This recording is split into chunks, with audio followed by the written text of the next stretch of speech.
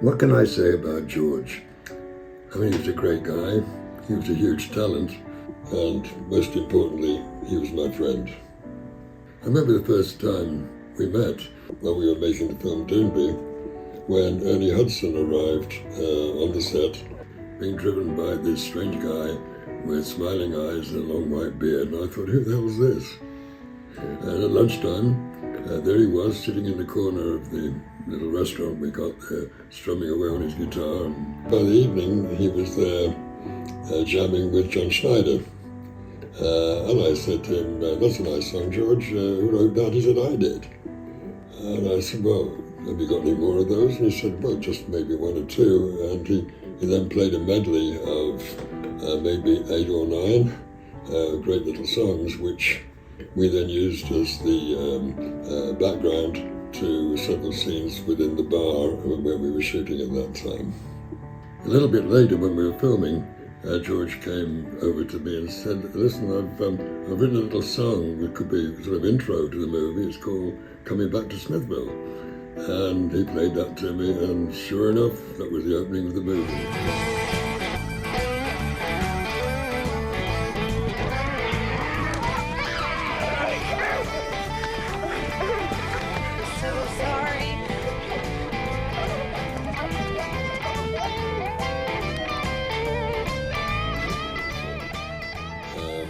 So then we went to Los Angeles and we recorded these songs together with the theme song, which George had also written.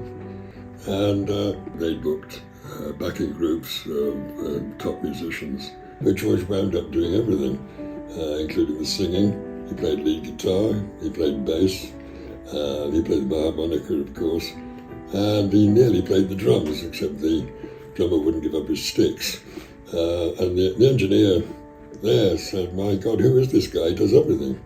And this was a testament to the huge talent, an unsung talent in many ways that George possessed.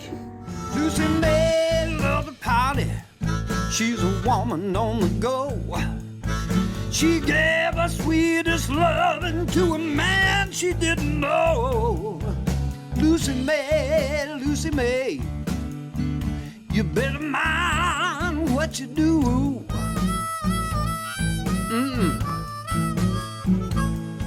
Sweet Lucy May,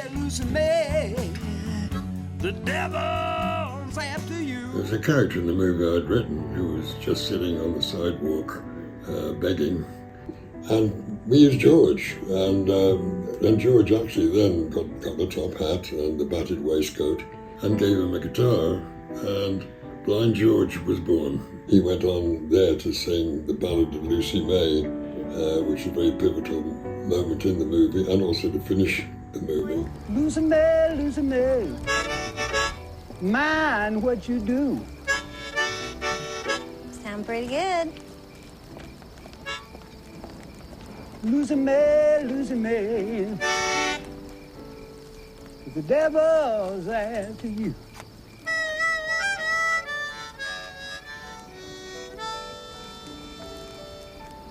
He opened the show in Cannes, he opened the show in Los Angeles, and he opened the show in Austin, where Blind George would tip-tap his way to the stage and start with a ballad of Lucy May before the curtains opened.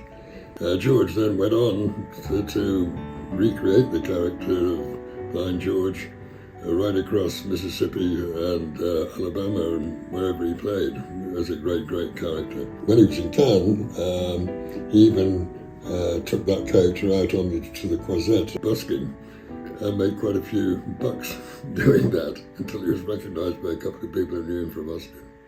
As a driver, George drove many major stars in productions all over the South, including Fergie of Black Eyed Peas, Julianne Howe, John Voight, and others. I remember getting one call from Malcolm McDowell one day, Malcolm, who I know, and he said, guess what? He said, I'm down here in Mississippi, and there's a guy driving me here called George Mills. He claims he knows you.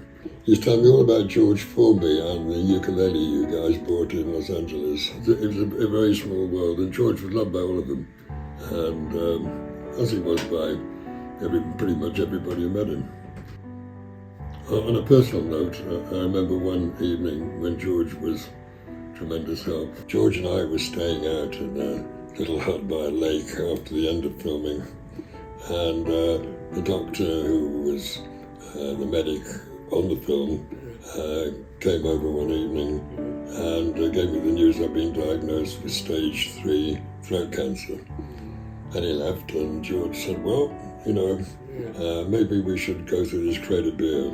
And we sat down, had a great evening, and he sat with me during that evening. It's something I shall never forget. It was, thank you, George. I remember it always. We stayed in close touch after the end of the project. I drove down to Long Beach on several occasions and had some great afternoons with him and Papa D at Papa D's restaurant there where George was playing. And we used to chat a lot on the phone, and that's something I'm going to miss, those great catch-up chats and lots of laughs. The news of George's passing obviously came as a great shock, not only to me, but to my wife Sally and sons Mike and Dan, and in fact, everybody who knew him and who brought such fun and joy to their lives. But George, I suspect, is up there beyond the clouds, playing to a whole bunch of angels and entertaining them with his great repertoire of songs and ditties and displaying his great talent. But George, just a quick word, maybe you want to leave out that one song called Tits, which maybe that's not going to work too well up there. Anyway, George, rest in peace. It's been an absolute pleasure to have known you and to have worked with you. Why was he born so beautiful? Why was he born at all? He's no bloody use to anyone. He's no bloody use at all.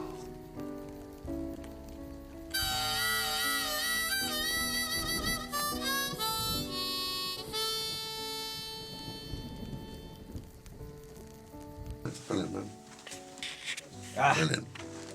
Brilliant. It's acting.